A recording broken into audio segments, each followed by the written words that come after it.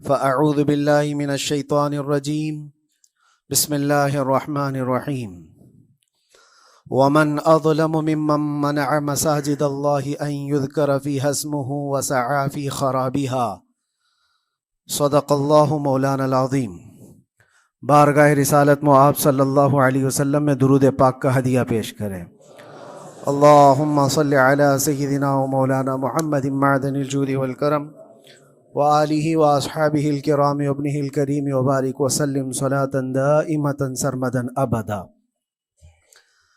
اللہ عز و جل قرآن عظیم میں ارشاد فرماتا ہے، اس سے بڑا ظالم کون جو اللہ کی مسجدوں میں اللہ کا ذکر کرنے سے روکتا ہے، وہ سب سے بڑا ظالم ہے۔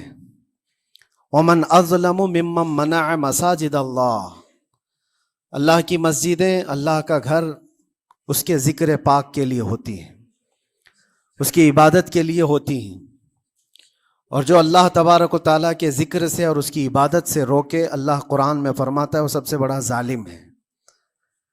میرے عزیزو، تاریخ اگر دیکھتے ہیں ہم تو ہر زمانے میں معرکہ حق و باطل ہوتا رہا ہے۔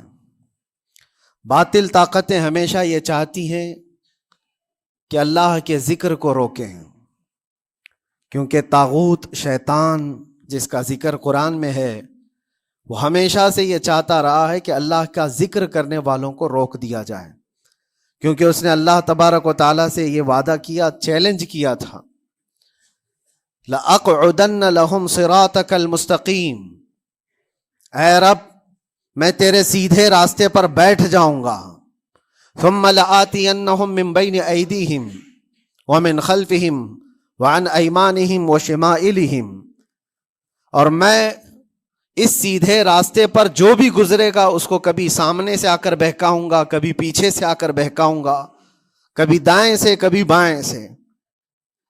اور اللہ تبارک و تعالیٰ سے شیطان مردود یہ کہتا ہے، وَلَا تَجِدُ أَكْثَرَهُمْ شَاكِرِينَ، تو تیرے بندوں میں شکر گزار بندے نہیں پائے گا۔ مطلب یہ ہے کہ ابلیس لعین مسلسل یہ کوشش میں ہے کہ اللہ تبارک و تعالیٰ کے بندوں کو اس کے ذکر سے دور کرے، اس کے شکر سے دور کرے۔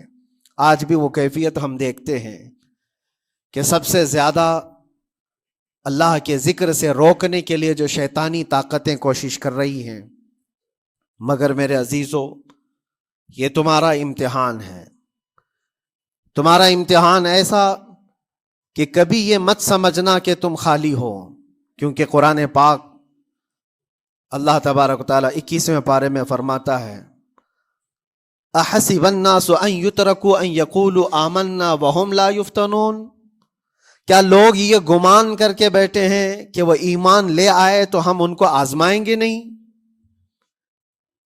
یا ان کو چھوڑ دیا جائے گا؟ جو ایمان لایا ہوا بندہ ہے وہ آزمایا جائے گا۔ ایمان اگر تمہارے پاس ہے تو تمہیں امتحان سے بھی گزرنا ہی ہوگا۔ یہ ایمان کسی حلوہ پراٹھے کا نام نہیں ہے، کھا کر کے مست نیند سو جائے، پھر اسے اس دار فانی میں، اس دنیا میں امتحانات سے گزار کر کے اپنے ایمان کی کسوٹی کو دکھانا ہوگا۔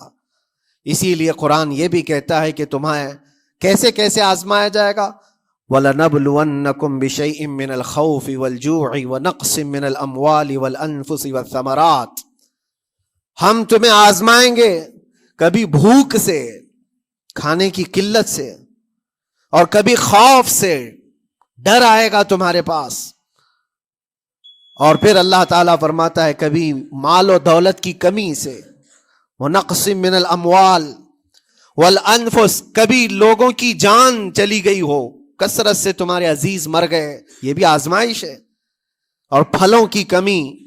اللہ تعالیٰ فرماتے ہیں یہ 5 چیزیں ہیں جو تمہاری زندگی میں آئیں گی اور تمہیں آزمایا جائے گا، اور ان کمیوں کے وقت تمہارا ایمان دیکھا جائے گا تم کیا کہتے ہو۔ اور اللہ تعالیٰ فرماتا ہے جب کبھی تمہیں بھوک سے آزمایا جائے، خوف سے، ڈر سے آزمایا جائے، اور مال کی کمی سے آزمایا جائے، امتحان لیا جائے، تو اس وقت جو بندہ یہ کہتا ہے، اللہ فرماتا ہے انا للہ و انا الیہ راجعون، اللہ تعالیٰ فرماتا ہے ان لوگوں کو یہ بشارت ہے، ان صبر کرنے والوں کو یہ بشارت ہے کہ جب ان پر مصیبت آتی ہے تو یہ کہتے ہیں ہم اللہ ہی کے ہیں اور اللہ ہی کی طرف لوٹنے والے ہیں۔ یہ مصیبت کے وقت یہ جو 5 چیزوں سے آزمایا گیا ہے، ان آزمائش کے دور پر جو بندہ اللہ تبارک و تعالیٰ کی اس عطا پر راضی رہتا ہے وہ صبر کے ساتھ نکل گیا ہے۔ آج کے دور میں بھی میرے عزیزو بے شمار جانیں ہماری درمیان سے جا رہی ہیں۔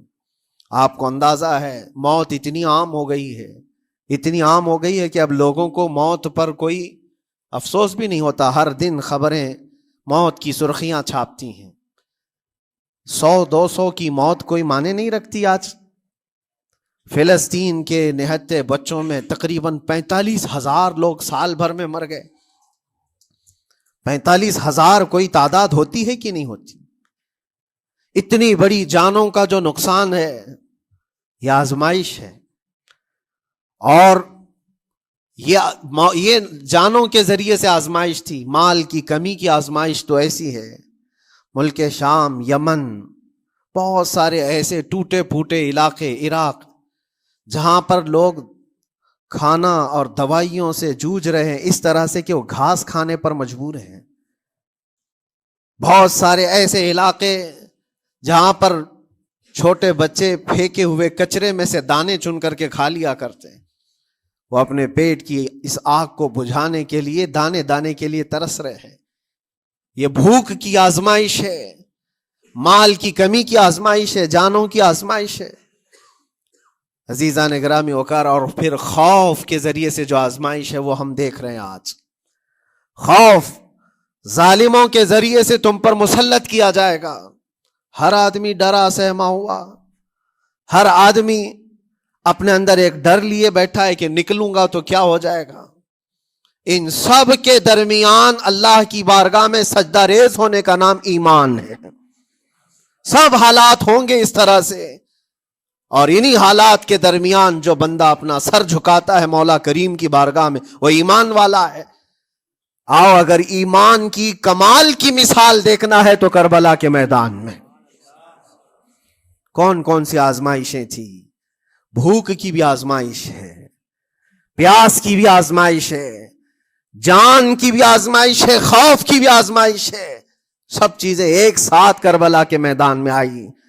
رسول اللہ کے گھرانے پر، اہل بیت پر وہ کیسا عظیم امتحان تھا جب وہ 72 لوگوں کا 82 لوگوں کا قافلہ بھوک اور پیاس سے جوجھ رہا ہو، 3 دن سے ان کے اوپر کھانا اور پانی بند ہو، اور ان شہزادوں کے ایمان میں ذرا برابر بھی فرق نہیں آتا۔ نہ ان کے ایمان میں، نہ حوصلے میں، نہ ہمت میں فرق آتا ہے۔ 3 دن کے بھوکے اور پیاسے باطل سے نپٹنے کے لیے کس طرح سے کمر بستہ ہے۔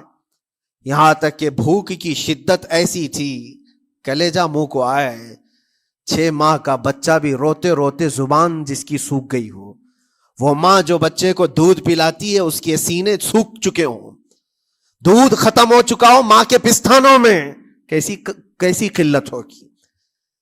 پانی کا ایک قطرہ ان کے گھر تک نہیں پہنچ پاتا، ماں اپنے بچے کو دودھ نہیں پلا سکتی تھی۔ اس سے زیادہ کیا آزمائش تھی؟ یہ بھوک اور پیاس، یہ آزمائش۔ پھر جانوں کی آزمائش تو ایسی، اللہ اکبر، 56 سال کی عمر کا وہ شہزادہ عالی وقار، سیدہ کائنات فاطمۃ الزہرا کا نور نظر، امام عالی مقام سید الشہداء امام حسین رضی اللہ تعالیٰ عنہ، جب میدان کربلا میں لاشوں کو اٹھاتے تھے، کتنی لاشیں اٹھائی، کبھی بیٹے کی، کبھی بھتیجے کی، کبھی بھانجے کی، کبھی بھائیوں کی، کبھی عزیزوں کی۔ میاں ہم اپنے گھر سے نکلنے والے ایک جنازے کو اٹھاتے ہیں تو 8 دن تک ہمارے اندر سے ہوش نکل جائے۔ کوئی اپنے بچے کو اپنے ہاتھوں سے دفن کر کے دیکھے، پھر کیفیت پتہ چلتی ہے۔ امام حسین نے ایک نہیں اپنے لاڈلوں کی لاشیں اس طرح سمیٹی ہیں۔ ان کے جوان بیٹے علی اکبر کو جب شہید کر کے گھوڑے دوڑائے گئے تھے جسم کے اوپر سے، ٹکڑے الگ ہو چکے تھے، اس کو سمیٹتے ہوئے کون بیٹھا ہے؟ رسول اللہ کا نواسا۔ اور 6 ماہ کے بچے کو ہاتھ کے اندر ظالموں نے تیر سے ایسا مارا تھا کہ حلقوم پہ چلا گیا ہو۔ اور 6 ماہ کے علی اصغر کا خون جب امام حسین کے چہرے پر اچھل جاتا ہو، کسی باپ کے ہاتھ میں بیٹا وفات کر جائے اور پھر وہ لے کر کے خیمے میں آئے اور ادھر سے بلکتی ہوئی ماؤں کو اور بہنوں کو بھی دیکھے، ان میں بھی صبر کی تلقین دے. کبھی کبھار میں سوچتا ہوں اللہ یہ کیسے امتحانات سے گزرا تھا فاطمہ کا لال، کیسے امتحانات سے. بھوک اور پیاس کی شدت الگ، یہ جانوں کی شدت، جانوں کے جانے کا غم الگ، عزیزوں کی لاشوں کو اٹھانے کا بوجھ الگ، پھر اس پر 22,000 کا لشکر جرار سامنے، اس کا خوف لوگوں کے اوپر ڈالا جا رہا ہے. عزیزان گرامی وقار، یہ سب چیزیں کیا امام حسین کے قدموں کو ڈگمگا گئیں؟ کیا ان کے خاندان والوں کو بکنے پر مجبور کر دی؟ کیا انہوں نے سمجھوتے کر کے اپنا سب کچھ بیچ ڈالا؟ ایک خیمے کا بچہ بھی، خیمے کا ایک بچہ بھی امام حسین کا نکل کر کے آیا ہو تو مجھے تاریخ بتا دو. بلکہ تاریخ تو آج یہ کہتی ہے سر داد نہ داد دست در دست یزید، حقا کے بنا لا الہ است حسین. سر دے دیا مگر ہاتھ یزید کے ہاتھ میں نہیں دیا. حق تو یہ ہے کہ لا الہ کی جڑ کا نام حسین ہے. آج وہ امتحان قیامت تک کی تمہارے ساتھ ہوتا رہے گا، قیامت تک تمہارے ساتھ یہ آزمائش ہوتی رہے گی، کبھی بھوک سے، کبھی ڈر سے، کبھی جانوں کے نقصان سے. لیکن پھر تمہیں دیکھا جائے گا تم بکتے کتنے ہو، نکلتے کتنے ہو، ہواؤں کے پجاری کتنے ہیں، خواہشات نفس کو ماننے والے کتنے ہیں، اپنے کمفرٹ زون میں جینے کے لیے ایمان کا سودا کرنے والے لوگ کتنے ہیں. یہ آزمائش ہوتی رہے گی. میرے عزیزو، ایمان اس کا نام نہیں ہے کہ تم گھر میں آرام سے بیٹھے رہو گے اور کوئی امتحان نہیں ہوگا. امتحان تو ہوگا، آزمائش تو ہوگی. آج جو بھی حالات ہیں اس پر میں یہی کہوں گا، ایک بات ہو سکتا ہے کروڑوں مسلمانوں کے دلوں میں آج یہ نروس پن آئے، اتنے برے حالات ہوتے ہیں، اللہ ہمارے ساتھ ہے یا نہیں؟ اللہ ہمارے ساتھ ہے یا نہیں؟ ایمان ہمارا صحیح ہے یا نہیں؟ اسلام صحیح ہے یا نہیں؟ یہ شک بھی شیطان تمہارے دل میں ڈالتا ہے. کبھی تمہارے اوپر مصیبتوں کے پہاڑ ٹوٹ جائیں تو شک ڈالتا ہے شیطان تاکہ تمہارا ایمان ڈگمگا جائے. میرے عزیزو، مسلمان ہونے کا مطلب یہ نہیں ہے کہ تم صرف محلات میں جیو گے اور تخت و تاج کے مالک ہی رہو گے. ایسا نہیں ہے. ایمان والوں کو احد میں 70 جانیں بھی دینی پڑی ہے. بدر میں ان کے ساتھ جو معاملات ہوئے ہیں، فتح اگرچہ بدر میں ہوئی لیکن جنگ احد کا اگر منظر دیکھو گے، اللہ اکبر. وہ رسول پاک صلی اللہ تعالی علیہ وسلم کے شہدائی صحابہ جب احد کے میدان میں کھڑے تھے، 70 صحابہ کی ایسے جانیں گئی ہیں. اگر میں تفصیل بتاؤں تو بہت لمبا وقت ہوگا. ایک صحابی ہیں حضرت انس بن نزیر، پورے جسم میں ایک انگلی کے علاوہ کچھ نہیں ملا، کچھ نہیں ملا. شہادت کی ایک انگلی سے ان کو پہچانا گیا. حضرت سعد بن ربیع، یہ ایسے صحابی ہیں جن کا پیٹ پورا پھاڑ دیا گیا تھا اور 12 نیزے مارے گئے تھے. وہ سید الشہداء امیر حمزہ بھی تو اسی احد کے میدان میں شہید ہوئے، جن کو بھالے سے مارا گیا اور چیر کر کے ان کا کلیجہ چبایا گیا تھا. عبداللہ بن جہش اسی میدان میں انتقال کیے ہیں، جن کے جسم کے 80 ٹکڑے کر دیے گئے تھے اور ہر ٹکڑے کا ہار بنا کر ظالموں نے پہنا تھا، ہار بنا لیا تھا جسموں کے. یہ سارے منظر احد کے میدان میں ہوئے. اور کون سے ایمان والے؟ وہ رسول اللہ کی اقتداء میں نماز پڑھنے والے، حضور پاک کے چہرے انور کو دیکھنے والے. جب ان کے ساتھ یہ آزمائشیں ہو سکتی ہیں تو ہم کون سی گاجر مولی ہیں؟ ہمارے ساتھ بھی آزمائشیں ہوں گی. جس کا جیسا ایمان ہوگا ویسا وہ امتحان بھی دے گا، اسی امتحان سے وہ گزارا جائے گا. مگر میں آج کروڑوں مسلمانوں کے دلوں کے بارے میں یہ بات کہنا چاہتا ہوں کہ اگر نروس پن ہے کہ یہ حالات ایسے کیوں ہیں، حالات ہر زمانے میں ہوتے رہیں گے. ستیزہ کار رہا ہے ازل سے تا امروز، شرار ابو لہبی سے چراغ مصطفی. ہماری تاریخ ہے، یہ تاریخ ہے میرے عزیزو. اللہ تعالیٰ قرآن میں فرماتا ہے تِلْكَ الْأَيَّامُ نُدَاوِلُهَا بَيْنَ النَّاسِ. یہ دن ہیں جو ہم لوگوں کے درمیان پلٹتے رہتے ہیں. کبھی تم بادشاہ بنو گے، کبھی فقیر بن جاؤ گے.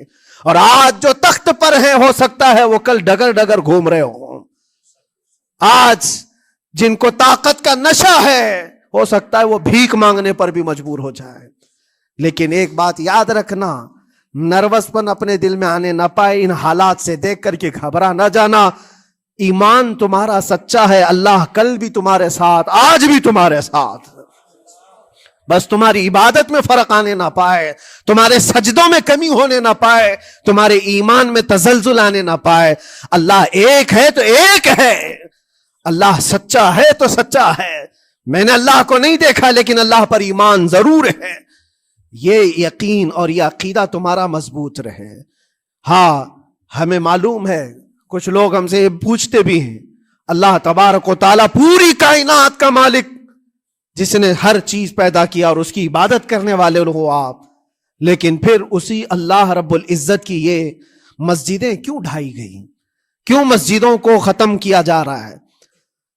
اللہ کے ذکر کو روکنے کے لیے طاقتیں پوری مسجدوں کو ڈھانے کی کیوں بات کرتی ہیں؟ پھر اللہ کچھ کیوں نہیں فرماتا؟ میرے عزیزو، یہ کائنات ہے جس کو اللہ نے اسباب پر بنا کر بھیجا ہے اور تمہیں عمل کے لیے بھیجا گیا ہے. تمہارا عمل دیکھنا ہے، تم کتنے پابند ہو، تم کتنے اپنی حفاظت کرتے ہو، تمہارے ایمان کی، تمہاری عبادتوں کی، تمہاری مسجدوں کی. تم مسجدیں خالی کر کے گھوم رہے ہو، فجر کی نماز میں اپنے گھروں پر سوئے ہو اور پھر اللہ کے گھروں کی حفاظت کی بات کر رہے ہو کہ مسجدیں ڈھائی جا رہی ہیں، مسجدوں پر آکرمن ہوتا ہے. یہ ساری باتیں کیوں؟ تم جب ان صفوں کو خالی کر دو گے، یہ مسجدیں چیخ چیخ کر پکارتی ہیں اللہ کی بارگاہ میں. پل بھر میں بنا لی، شب بھر میں بنا لی مسجد تو ایمان کی حرارت والوں نے. من اپنا پرانا پاپی تھا، بچپن سے نمازی بن نہ سکے. مسجدیں بڑی بڑی شاندار بنا لینا اور اس کو آباد نہ کرنا، یہ بھی تو ظلم ہے. آپ ان مسجدوں کی حفاظت کی جو بات کر رہے ہیں، ان مسجدوں کی حفاظت صرف کمیٹیاں بنانے سے نہیں ہوتی، نمازوں سے ہوتی ہے، اس کے اندر تلاوت قرآن سے ہوتی ہے. عزیزان گرامی، اور پھر یہ بات ان ظالموں کے لیے کہ اگر وہ ہاتھ لگا کر مسجدوں کو اٹھانا پھینکنا اس کو اپنی طاقت کا ذریعہ سمجھتے ہیں تو سمجھ لو تھوڑے دن کی بات ہے. اگر اسی کا نام طاقت ہے کہ عبادت گاہوں کو مسمار کر کے طاقت کے تخت کو بٹھایا جائے، تو یاد رکھنا بڑھتے بڑھتے بڑھتے تمہارا نشہ کہیں تمہیں فرعون نہ بنا دے. اور اگر فرعون بن گئے تو انتظار کرو، اللہ تعالیٰ بڑے بڑے فرعونوں کو صرف پانی سے ہلاک کرتا ہے. بہت بڑے بڑے نمرودوں کو اللہ تعالیٰ مچھر سے ہلاک کرتا ہے. وہ ابرہہ بھی تو آیا تھا جو کعبہ ڈھانے کے لیے آیا تھا، ہاتھیوں کا لشکر لے کر آیا تھا، جس کا ذکر قرآن پاک میں الم تر کیف فعل ربک باصحاب الفیل. اے محبوب، کیا آپ نے نہیں دیکھا ہاتھی والوں کے ساتھ اللہ نے کیا معاملہ کیا؟ پورا ہاتھیوں کی فوج لے کر آیا تھا کعبے کو ڈھانے کے لیے. ہوا کیا؟ کعبہ کو ڈھانے کے لیے اتنی خطرناک فوج تھی اور مکہ والوں میں لڑنے کی اتنی طاقت نہیں تھی. اللہ کریم نے ابابیل چڑیوں کی ایک فوج کو بھیجا. ہاتھی کہاں اور چڑیا کہاں؟ کوئی مقابلہ ہوتا ہے؟ کوئی مقابلہ ہے؟ تصور میں نہیں آتا. لیکن رب تبارک و تعالیٰ کا ایک دستور ہے، بڑی بڑی طاقتوں کو چھوٹی طاقتوں سے ہلاک کرتا ہے. چھوٹی چھوٹی سی چڑیاں ایک ہاتھ میں تمہارے آ جائے، ایک چونچ میں اور دو پاؤں میں کنکریاں لے کر آتی تھی، اوپر سے صرف وہ کنکریاں گراتی، ہاتھیوں کے پیٹ پھٹ جاتے اور آگ لگ جاتی تھی. اللہ تبارک و تعالیٰ کی طاقت کا یہ مشاہدہ، قوت کا ایک ہلکا سا اظہار جو مکہ کی ان وادیوں میں ہوا، منا، اور اللہ تعالیٰ فرماتا فَجَعَلَهُمْ كَعَصْفٍ مَأْكُولٍ. اللہ نے ان کو ایسا کر دیا جیسے کھائی ہوئی مرغی ہوتی ہے، نوچ نوچ کر کے کھا کر چھوڑی ہوئی مرغی ہو. پوری فوج کی حالت ایسی ہو گئی تھی. کعبہ مکرمہ کو ڈھانے کے لیے آئے، تب اللہ تبارک و تعالی ظالموں کو کس طرح سے نیست و نابود فرمایا. ہمیں یقین ہے میرے عزیزوں، اللہ تبارک و تعالی وہ ابابیل بھیجنے والا مولا آج بھی زندہ اور ہمیشہ زندہ رہے گا. وہ حی اور قیوم ہے، ہمیشہ سے زندہ ہے اور ہمیشہ زندہ رہے گا. لیکن تمہارا امتحان ہوتا رہے گا، تمہارا امتحان ہوتا رہے گا. اللہ کے نبی صلی اللہ تعالی علیہ وسلم کے لیے مدد آئی ہے تو اس کا مطلب یہ نہیں ہے کہ وہ صرف بیٹھ کر کے مدینے میں دعائیں کرتے تھے. نہیں، عمل کے میدان میں اترے بھی ہیں. صحابہ نے بھوک اور پیاس برداشت کی ہے، کتنے کتنے دنوں تک وہ ایک کھجور پر پورا دن گزارتے تھے، پیوند لگے کپڑے۔ حضرت ابو ہریرہ فرماتے ہیں ہم تو ایک جنگ سے ایسے واپس آئے تھے کہ ہمارے پاؤں کے پورے ناخن اکھڑ گئے تھے، پاؤں کے ناخن اکھڑ گئے۔ خندق کے میدان میں خود نبی پاک صلی اللہ علیہ وسلم اپنے ہاتھوں سے خندق کھودتے رہے، اور پیٹ پر پتھر باندھنا، یہ سب مشقتیں، اسٹرگل کیا ہے۔ پھر اللہ سے یہ دعا کیا مولا تو اپنی مدد بھیج دے، تو اپنے رحم و کرم کی بارشیں برسا۔ اور ہم یہاں مست کھا پی کر کے پھر دعا کرتے ہیں مدد آ جائے۔ تم نے محنت کون سی کی، کون سی مشقت کی؟ میرے عزیزو، اگر محنت و مشقت میدان میں اتر کر کرنے کا موقع نہیں ہے تو عبادتیں تو کرو اپنی پوری، اپنی نمازیں تو کمپلیٹ کر لو اور اللہ کو راضی کرو۔ اپنے گناہوں سے اگر وہ غضبناک ہے تو توبہ کرو۔ اور جاتے جاتے یہ بات بھی میں عرض کروں گا کہ آج جن لوگوں کو ایسا لگتا ہے کہ یہ کھیل تماشا ہے، ایک بات یاد رکھنا، کسی مسجد کے ختم ہو جانے سے یا مومن کے کسی کے ہار جانے سے ایمان کبھی ہارتا نہیں ہے، ایمان ہمیشہ جیتتا ہے۔ تھوڑی دیر کی تکلیف تو مومن کو ہو سکتی ہے، لیکن اس کے ساتھ ایمان ہے تو ہمیشہ سر بلند ہے۔ اس سے بڑی کوئی کامیابی کیا ہے؟ ہم نے دیکھا ہے کربلا کی تاریخ میں جیتا کون ہے؟ دنیا کی نظر میں، اس وقت کی میڈیا کی نظر میں، اس وقت کے جو کتے ہوں گے ان کی نظر میں یزید جیتا ہوگا، لیکن قیامت تک ہر مومن کہتا ہے بادشاہ است حسین، بادشاہ است حسین۔ ایمان کی جیت ہمیشہ ہے، اگرچہ وہ ٹکڑوں میں بدل جائے، اگرچہ وہ 1000 ٹکڑوں میں ہو جائے۔ آج بھی پھریرا لہرا رہا ہے تو حسین اعظم کا لہرا رہا ہے۔ اسی لیے یاد رکھو، صرف تخت پہ چڑھ کر بیٹھنے کا نام جیت نہیں ہے۔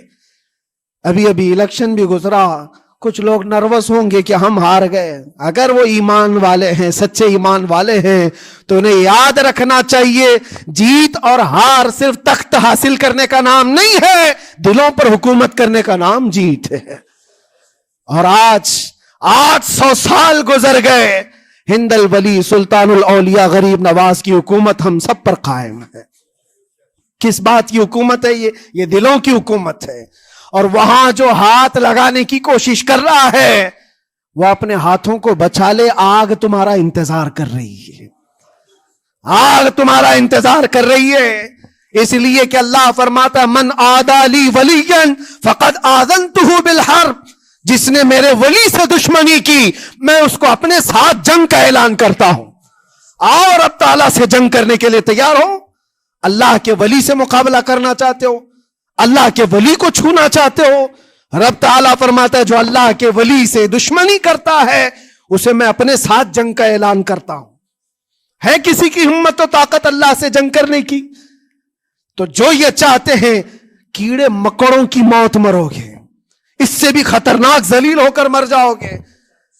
اجمیر معلیٰ یہ صرف اور صرف ایک دھرتی کا نام نہیں ہے، اللہ کے ولی کی آباد کی ہوئی مقدس زمین ہے۔ اور ہم سنیوں کی آستھا ایسے ہے، امام اہل سنت فاضل بریلوی اعلیٰ حضرت فرماتے ہیں دنیا بھر میں جہاں دعائیں قبول ہوتی ہیں ان جگہوں میں سے ایک جگہ کا نام اجمیر معلیٰ ہے، جہاں اللہ تعالیٰ دعائیں قبول فرماتا ہے۔ ہم اپنی آستھا ہی نہیں رکھتے میرے عزیزوں، اپنی جان بھی حاضر ہے غریب نواز کے قدموں کے لیے۔ اس لیے میں کہنا چاہتا ہوں سرکار غریب نواز رضی اللہ تعالیٰ عنہ کے رکشک، یہ لوگ اگر یہ سمجھتے ہیں کہ مسلمان بکھر گئے ہیں، ٹوٹے ہیں، بکھرے ہیں، ان کے پاس کوئی طاقت نہیں، کوئی سیاست نہیں، اور ہم جس کو چاہیں آکرمن کر کے ختم کر دیں، ہو سکتا ہے ہم سب کو مار ڈالو تمہاری طاقت کے ذریعے، لیکن وہ غریب نواز ہے۔